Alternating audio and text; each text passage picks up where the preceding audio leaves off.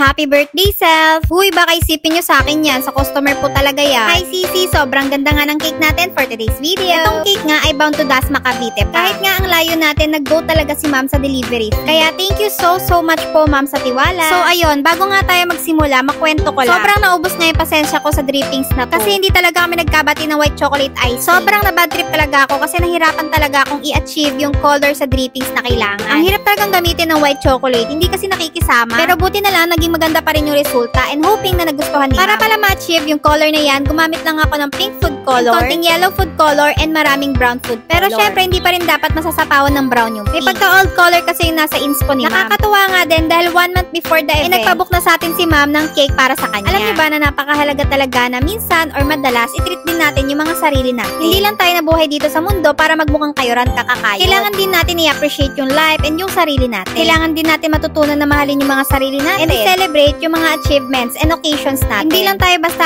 aasa sa iba na i-surprise tayo. Kung may gagawa nun, edi bonus na yun. Pero kung wala, ikaw na lang sa sarili mo talaga. Kesa naman malungkot ka kasi umaasa ka na may gagawa sa'yo nun. Edi unahin mo nang pasayahin ang sarili mo. Pag at least bago yung surprises ng iba, masaya ka na agad. Dahil tinirit mo yung sarili mo. And the rest will follow. So eto, tapos na pala tayo sa cake. Ang ganda-ganda. Kasama pala to na 1 dozen cupcakes. Pakita ko na lang sa next video. Kung nagustuhan nyo yung cake na to, thank you so much for watching. Babush!